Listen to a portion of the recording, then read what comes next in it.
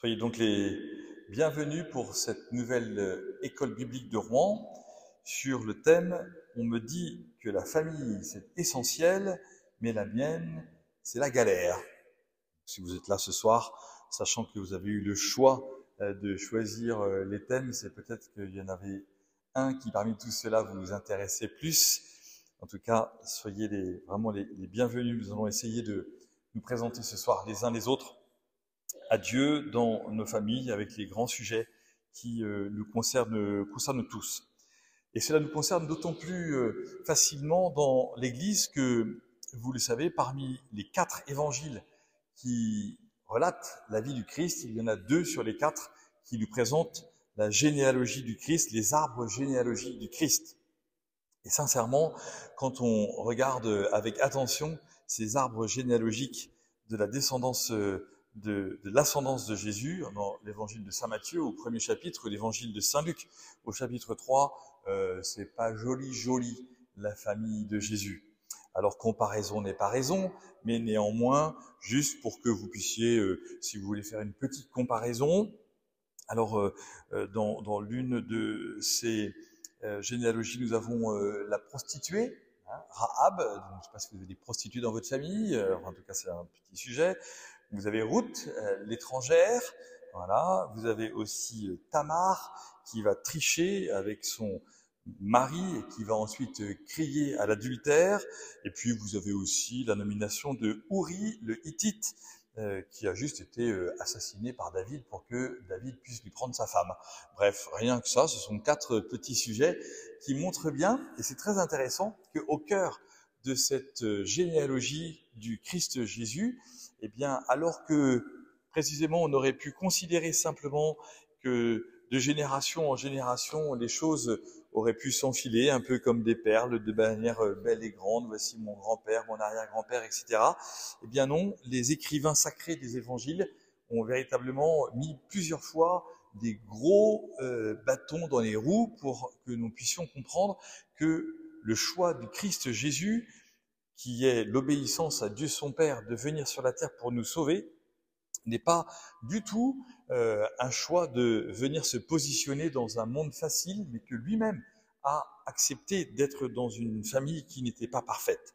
Et c'est cela qui doit être peut-être le premier élément à comprendre pour chacun d'entre nous, c'est que oui, si la famille c'est essentiel, nous devons aussi accepter, entendre qu'elle n'est pas parfaite. Et c'est dans cette imperfection que le Christ Jésus vient prendre chair de notre chair, et c'est dans cette imperfection qu'il vient rendre sainte notre histoire. Alors pourquoi dit-on que la famille est essentielle? Eh bien parce que même si je la refuse, ou que je la rejette, ou si elle me refuse, ou qu'elle me rejette, c'est toujours d'elle que je viens. Et c'est toujours d'elle dont je parle pour me positionner dans la vie.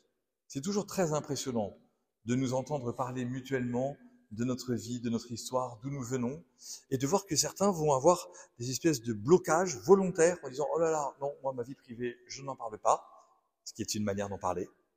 Et puis d'autres de pouvoir dire « Mon père, c'est ça, ma mère, c'est ça, etc. etc. » Et donc nous comprenons, et c'est un point important dans mon enseignement, que la famille, c'est donc un sujet d'élection. C'est un sujet d'élection. Parce que même en gagnant ou en perdant, ce sujet n'est jamais neutre. Et le principe de l'élection, c'est le principe du choix. Choix de vie, choix de mort. Et ici, nous pouvons comparer notre famille avec nos amis. Les amis, ça n'a rien à voir avec la famille. Les amis, on les a choisis. La famille, on ne l'a pas choisie. Les amis, c'est précieux. C'est même indispensable. Ils sont des cadeaux pour notre humanité. Mais nous savons que ce sont aussi des cadeaux de surcroît. L'élection, c'est surtout en fait élire dans ma vie ce qui me construit, ce qui me fonde. Or, même par la négative, même si je suis déconstruit par des parents qui m'ont abandonné, même si je n'ai plus de parents, même si je n'ai pas eu de parents, même si on a retiré à mes parents le principe légal de l'éducation, même si je suis extrêmement déçu, même si je me suis fâché avec mes parents, eh bien ma famille est là. Je viens de quelque part. J'ai donc une histoire, j'ai un passé, il y a avant moi des générations. J'ai des parents et nous savons fort heureusement que dans l'immense majorité des cas, ces parents sont des dons de Dieu pour notre vie. Nous avons aussi souvent des frères et sœurs, nous allons y revenir. En tout cas, avec eux, qu'ils soient là ou pas là, c'est ma vie qui s'édifie. Je suis toujours très impressionné lorsque je vais dans les hôpitaux à la rencontre de personnes très âgées qui demandent la rencontre d'un prêtre, ou lorsque je vais dans les EHPAD ou dans les maisons de seniors, comment en une seule phrase, le senior très âgé est capable de me faire remonter au 19e siècle. Cette semaine, par exemple, j'ai rencontré une personne qui va fêter ses 90 ans en 2024. Sa mère, elle est donc née en 1934. Sa mère est née vers le début des années 1900 et sa grand-mère vers le début des années 1870. Et en l'espace d'une phrase, cette personne me raconte les mouvements essentiels de sa vie. Même son mariage, même ses enfants, même le travail, tout cela est finalement comme concentré à la fin de la vie en une phrase. Maman était comme ça, papa était comme ça, mes grands-parents étaient comme ça. C'est toujours très impressionnant de ainsi saisir que comme un résumé de notre propre histoire, à la fin de nos jours, eh bien, on va pouvoir effectivement parler, évoquer la question de nos parents, d'où nous venons. Et donc, en fait, même quand c'est la galère, c'est en fait un repère. Et c'est donc à partir de ce repère que je me construis. Et je découvre que dans la vie de famille, il y a un cœur qui est toujours en ébullition. C'est le lieu même de toutes mes attentions. C'est là que j'entends, que je découvre des mouvements chez mes enfants, chez mes parents, chez mes frères et sœurs. C'est aussi le cœur de toutes mes déceptions. Je peux avoir des déceptions amoureuses, je peux avoir des déceptions professionnelles, je peux avoir des déceptions relationnelles. Une déception familiale va creuser en moi une forme de souffrance sur laquelle je reviendrai tout à l'heure, qui est très grande. Je sais aussi que la famille, c'est donc le lieu de l'élection. Je vois qu'il y a des oncles ou des tantes, ou un grand-père ou une grand-mère, ou un père ou une mère, pour lequel j'ai des affections grandes et belles, fortes, qui vont me donner effectivement des repères importants pour ma propre vie.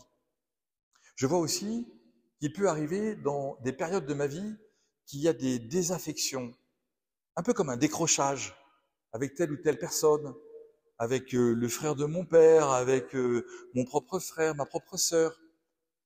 Et je sais que dans le fond de moi-même, même s'il y a une désaffection qui est liée à quelque chose de grave, que néanmoins, ce sera toujours mon frère, toujours ma sœur. Parfois, je peux le dire, c'est plus mon frère, c'est plus ma mère, on se parlera plus jamais. Mais en fait, on sait, dans le fond de nous-mêmes, d'où nous venons.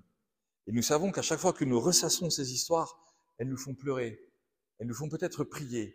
Et vous savez, c'est une des raisons pour lesquelles ce thème est là ce soir. C'est parce que pendant l'Armada, nous avons mis un lieu de prière ici en permettant aux gens qui rentraient dans cette église de venir écrire leurs intentions de prière.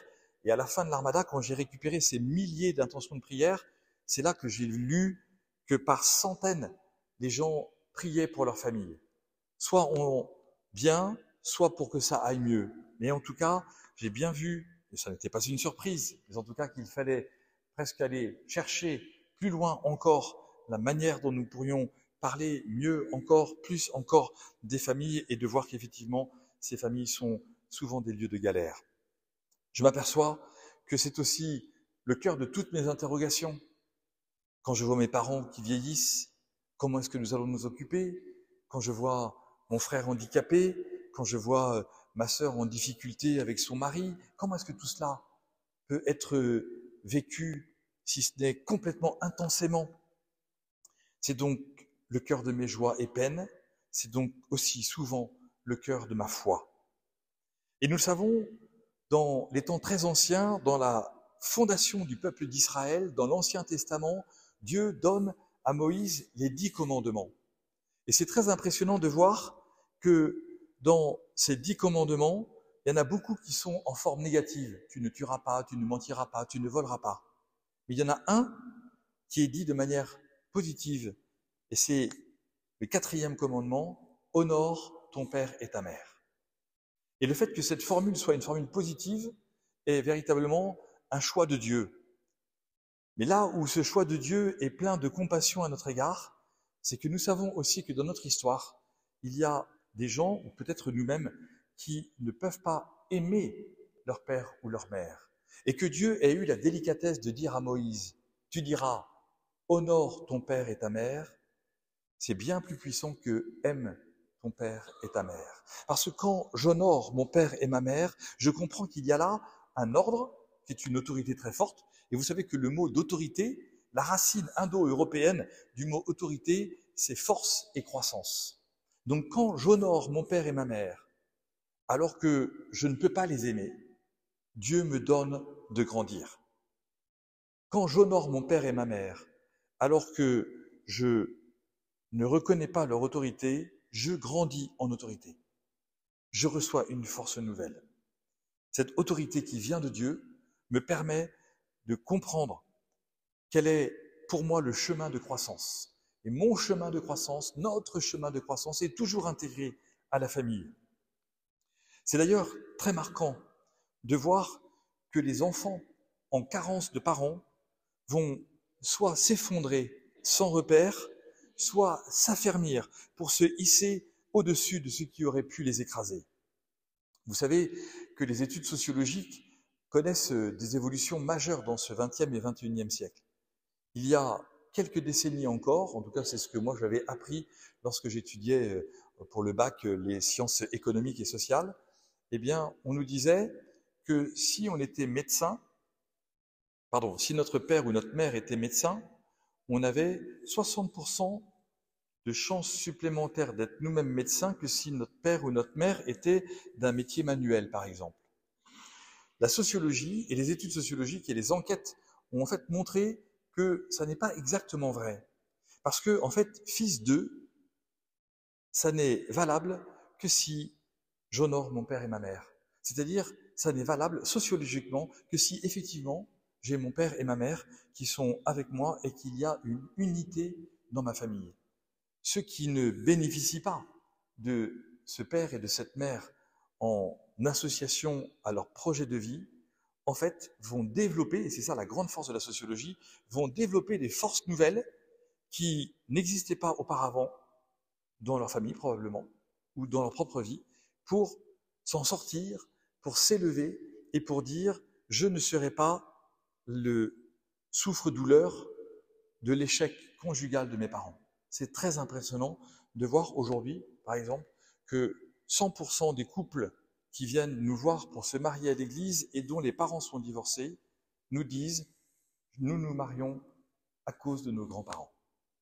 Et je dis « qu'est-ce qui faisaient vos grands-parents ?» Peu importe la réponse, mes grands-parents ont fêté cette année leurs 50 ans de mariage. C'est très impressionnant de voir que ces liens sont toujours des liens familiaux de génération qui donnent de pouvoir nous enraciner toujours, même quand c'est difficile, au cœur de notre famille. La famille est donc le mode d'insertion dans la société. On ne se fait pas tout seul. En positif ou non, la famille est un repère. Soit je reproduis un schéma d'alliance, soit je lutte pour éviter la délinquance. Je le dis, non pas parce que ce sont mes paroles à moi, j'ai trouvé un sondage qui a eu lieu en mars 2023 pour le journal de l'économie. C'est intéressant de voir ce que les économistes font comme enquête. Eh bien, une enquête des économistes sur les Français et leur rapport à la famille. Écoutez bien, 52% des 18-34 ans recommandent le conseiller conjugal quand il y a des problèmes conjugaux. 52%. Qui vont donc dire oui, c'est bien de faire appel à quelqu'un. 27% des plus de 65 ans disent que c'est uniquement nécessaire. C'est-à-dire 75% disent que ce n'est pas nécessaire. Ce qui veut dire qu'en 2023, les jeunes non seulement plébiscitent la famille, mais en plus ils plébiscitent la famille durable. Quel repère vais-je prendre? Quelle aide vais-je demander pour avoir une famille durable? Mais là où c'est encore plus impressionnant, en 2023, 62% des 18-34 ans sont favorables à un déménagement pour se rapprocher de leur famille pour une meilleure qualité de vie. 62% vont décider de choisir un métier qui les fera peut-être déménager et même peut-être quitter un grand nombre d'amis pour se rapprocher de leur famille et vivre ainsi des temps de qualité familiaux supérieurs à ceux qu'ils ont pour l'instant. Au cœur de nos familles, il y a une souffrance qui est démultipliée par rapport à la souffrance du monde. Tout dans la famille a un impact plus grand, qui fait appel à des ressources énormes. Quand il y a de la souffrance dans nos familles, bien souvent il y a du silence, mais très souvent il y a une immense générosité, un immense altruisme, un immense don de soi. On ne fait pas de la même manière pour nos amis, même les plus proches. Et cette ressource énorme, elle montre effectivement que ça veut dire que du jour au lendemain, s'il y a un accident, s'il y a une difficulté, s'il y a un besoin d'aide immédiat, nous y allons. Nous arrêtons tout pour la famille. Nous savons aussi que l'impact de la souffrance peut aussi provoquer de très grands dégâts sur plusieurs générations pour un seul fait. C'est donc un lieu fragile qui s'entretient. Je voudrais vous inviter à deux choses. Je ne connais pas vos situations familiales, mais êtes-vous capable de citer un talent majeur pour chaque membre proche de votre famille, quelle que soit la situation que vous avez, avec votre père, votre mère ou vos frères et sœurs? Un talent majeur. Et si vous voulez aller plus loin, est-ce que vous êtes capable d'année en année, dans la relation que vous avez avec vos parents et vos frères et sœurs, au regard de ces relations que vous avez avec eux, de leur présenter un don spécial que vous avez vu chez eux depuis leur dernier anniversaire?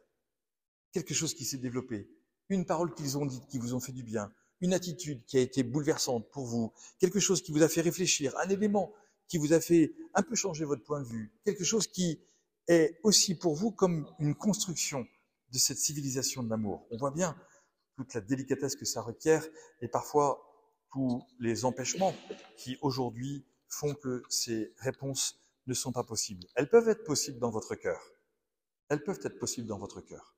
Elles peuvent ne pas être possibles en vrai. Ne soyez pas plus sévère avec vous-même que la souffrance qui existe dans votre famille. Prenez ce que votre famille vous donne, parfois en négatif même, et acceptez-le pour pouvoir grandir, pour pouvoir trouver des forces nouvelles. Mais ne soyez pas plus sévère avec vous-même que ce que n'est la situation dans votre famille. Parce que la famille, c'est l'avenir. Notre famille, nous savons que ce n'est pas le passé. Notre famille, c'est l'avenir. Parce que notre famille, c'est la civilisation. Parce que c'est un lieu de parole, parce que c'est un lieu d'expérience, parce que c'est un lieu libre. Et c'est pour cela que quand la parole ne peut pas être donnée, qu'elle devient souffrance. C'est pour cela que quand les expériences ne peuvent pas être vécues en paix, ça devient un lieu d'explosion. C'est pour ça que lorsque le lieu n'est pas un lieu de liberté, c'est effectivement pour nous une très grande souffrance dont on se dit qu'il va falloir un jour s'en séparer. Au cœur de la famille, nous le savons, il y a la vocation.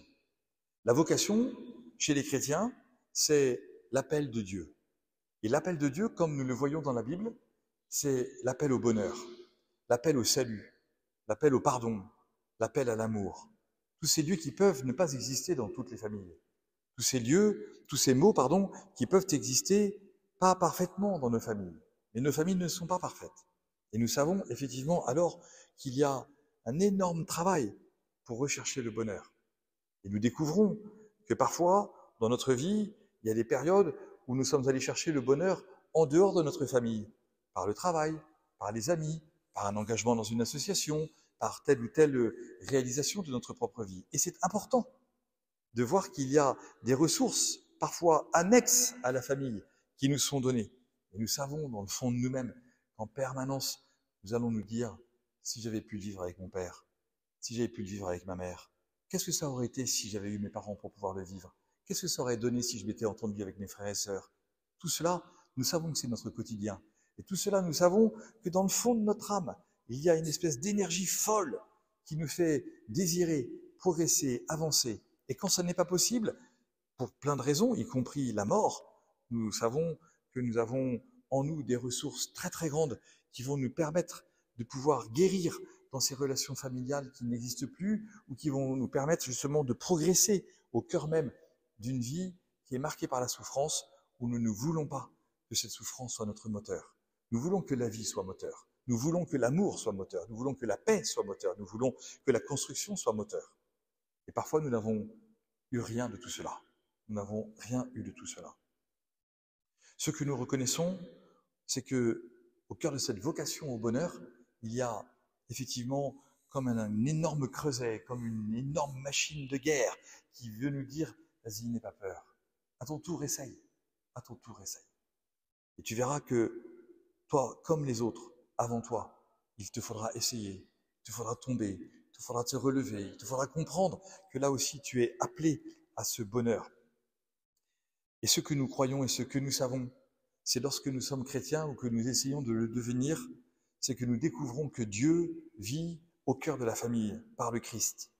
C'est quand même absolument incroyable de voir que le christianisme est la seule religion qui présente la naissance de Dieu au cœur de la famille. Toutes les autres religions nous disent que nos familles doivent faire des efforts pour se rapprocher de Dieu. Et là, c'est Dieu qui s'est rapproché de nous. Alors cela veut dire qu'effectivement, au cœur de la vie chrétienne, c'est la raison pour laquelle la protection des familles est absolument essentielle et un des enjeux majeurs de la vie de l'Église aujourd'hui et depuis toujours. Parce que nous savons que Dieu s'est fait chair au cœur d'une famille. Mais ce que nous savons aussi, lorsqu'on regarde la vie du Christ, c'est que dès ses premiers mois, le Christ est en exil parce que le roi Hérode a décidé de tuer tous les garçons de 0 à 2 ans qui sont nés dans la même région que lui. Nous savons que cet exil de Jésus est lié donc à une persécution qui pourrait aller jusqu'à la mort. Quelles conséquences psychologiques y a-t-il sur un petit garçon qui doit quitter son pays avec son père et sa mère pour aller dans un autre pays? Qu'est-ce que ça a donné comme impulsion à Jésus, le Fils de Dieu, pour être proche de chacun d'entre nous? Qu'est-ce que ça a donné dans le cœur de Jésus pour devenir le sauveur des hommes, lorsque dans sa tête il s'est souvenu, il a intégré ce que sa maman lui disait en disant « à ta naissance, nous avons quitté notre pays ». C'est absolument incroyable, vous l'avez peut-être déjà vécu comme expérience, de discuter avec les gens qui ont connu la Seconde Guerre mondiale et qui ont vécu l'exode pendant la Seconde Guerre mondiale. C'est toujours très impressionnant. Ils ne vont pas vous parler de nazis, ils ne vont pas vous parler de la guerre, ils vont parler de la brouette dans laquelle ils ont été transportés avec leur maman au milieu d'une couverture avec des gens qui étaient sur les routes. Ils avaient 3 ans, ils avaient 5 ans, ils avaient 2 ans. Ils n'ont peut-être même pas de mémoire directe. Ce sont des choses qu'on leur a racontées et qui construisent leur vie. Eh bien, le Christ Jésus a vécu cela. Le Christ aussi a déménagé. Le Christ aussi a vu son père mourir, Joseph, son père adoptif, mourir. Puisque quand Jésus meurt sur lui-même sur la croix, il a 33 ans. Et quand Jésus meurt, il dit à Jean, le disciple qui est à côté de lui, de prendre soin de sa mère. Or, Jésus, en mourant, n'avait pas eu besoin de dire à Jean de prendre soin de sa mère si Joseph était encore là, l'époux de Marie. C'est donc que Joseph est mort. Et donc il y a dans cette attention de Jésus, même au moment de sa mort, une attention pour protéger sa mère. Parce que vous le savez, dans les temps anciens et dans l'époque de Jésus, lorsqu'une femme veuve perdait son fils unique, le village l'autorisait, ou plutôt le village s'autorisait à la considérer comme une maudite et donc comme une prostituée. Vous imaginez ce que Jésus fait sur la croix? La dernière parole de Jésus en croix est une protection de sa mère juste avant que lui ne meure. Mais surtout dans son ministère, ce que nous voyons dans les 3 années de ministère de Jésus, où Jésus a marché parmi nous quand il est au milieu des gens, de la foule, etc., en fait, il ne quitte pas la galère des hommes.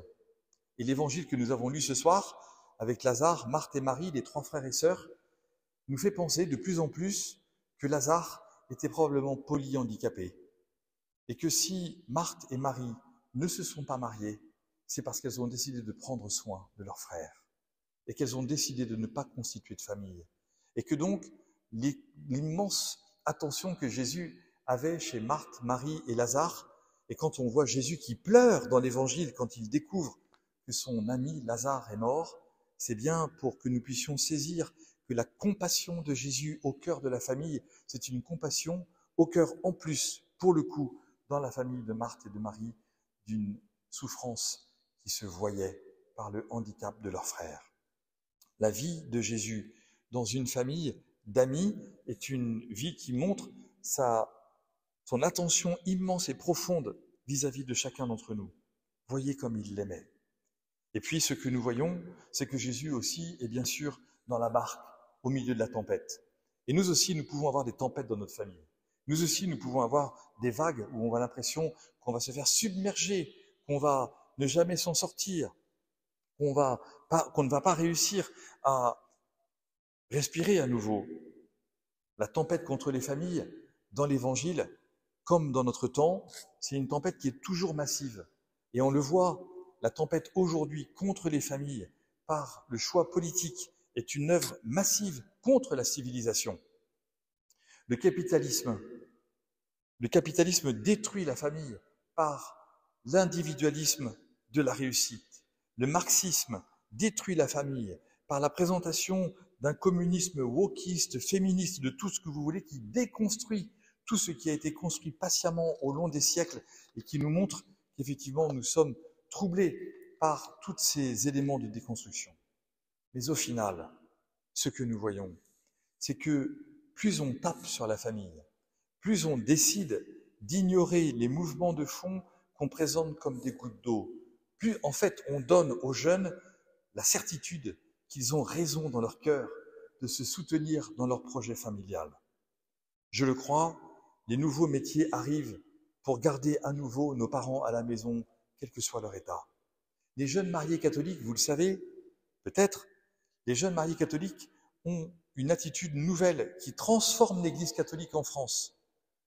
Il n'y a encore pas très très longtemps, qu'est-ce qu'il y avait en face des églises? Un bar. Et pourquoi y avait-il un bar en face des églises, de toutes les églises de France? C'est parce que c'est les femmes qui allaient à la messe et que les hommes allaient au bar. La religion des hommes, en France, il y a encore 40 ans, c'était le bar. Aujourd'hui, on ne voit quasiment plus de jeunes couples mariés venir à l'église seuls, notamment la femme seule avec ses enfants. Et c'est une nouveauté majeure dans le rapport que nous avons de l'église et même des prêtres vis-à-vis des communautés chrétiennes. À savoir que quand on pratique, désormais, on pratique en famille. Et ça, c'est une grande nouveauté sociologique, même pour l'église de France. Et surtout pour l'église de France. Les prêtres créent partout des écoles de couple, des écoles de famille, des écoles pour précisément permettre que ce soit dans les familles que puissent grandir les vocations. Le 13 mai 1981, je m'arrêterai ici, ou c'est plutôt ma conclusion. Le 13 mai 1981, sur la place Saint-Pierre de Rome, il y a un terroriste qui a été payé par le pouvoir communiste, tout cela est connu, pour assassiner Jean-Paul II sur la place Saint-Pierre de Rome, le jour où le pape, tous les mercredis, et depuis toujours, enfin en tout cas depuis 60 ans, tous les mercredis, les papes viennent sur la place Saint-Pierre de Rome pour parler aux gens qui sont là. Si un jour vous allez à Rome et que vous êtes un mercredi à Rome, vous bloquez votre mercredi matin, vous allez sur la place Saint-Pierre de Rome. C'est gratuit et vous pouvez voir le pape et l'écouter. Et donc, sur la place Saint-Pierre de Rome, le 13 mai 1981, Ali Aqsa est entré sur la place Saint-Pierre, le pape est passé devant lui, il a tiré 3 balles pour assassiner le pape. Au réveil de son coma et de l'opération, Jean-Paul II fait venir son secrétaire en disant « Il y a une main qui m'a protégé ». Le 13 mai, c'est la fête de Notre-Dame de Fatima, c'est-à-dire une apparition de la Vierge Marie en 1917 au Portugal. Et la Vierge Marie avait donné des secrets aux 3 enfants qui avaient vu la Vierge Marie. Et un de ces secrets était dans le coffre-fort du pape depuis 1917. Et seul le pape, seuls les papes depuis 1917 pouvaient avoir accès à ce secret. À son réveil du coma et de l'opération, Jean-Paul II dit à son secrétaire « Va chercher le dossier ». Il va chercher le dossier. Dans le dossier, il y avait une prophétie qui disait que un jour, un homme en blanc sur une place d'église serait dans une mare de sang. Jean-Paul II conclut que c'est lui qui était visé dans cette prophétie. Pour quelle raison? Parce que le 13 mai 1981, avant l'audience publique sur la place Saint-Pierre de Rome, Jean-Paul II avait signé la création d'un institut pour la promotion et le secours des familles dans le monde par l'Église catholique. Et donc, Jean-Paul II a fait un lien absolument clair et net que si on voulait tuer le pape, c'était pas pour le tuer lui, c'était pour qu'on puisse dire que les familles vraiment avaient perdu. Et donc depuis 1981, ou plutôt depuis l'an 2000, puisque c'est en l'an 2000 que Jean-Paul II a demandé au cardinal Ratzinger de révéler ce secret à Fatima, eh bien, depuis ce jour-là, nous savons qu'il y a un saint au ciel, et que c'est Saint Jean-Paul II, et que Saint Jean-Paul II protège les familles, et que Saint Jean-Paul II est un de ceux, des grands intercesseurs qui nous est donné pour que, au milieu des galères de nos familles, nous sachions qu'il y en a un qui a passé sa vie et son pontificat, un des plus longs pontificats de l'histoire de l'humanité, à protéger les familles, et que du coup, du haut du ciel, c'est lui qui continue, non pas à empêcher les galères de nos familles, mais à illuminer par le Christ les galères de nos familles, parce que le Christ veut nous sauver. Je vous remercie de votre attention.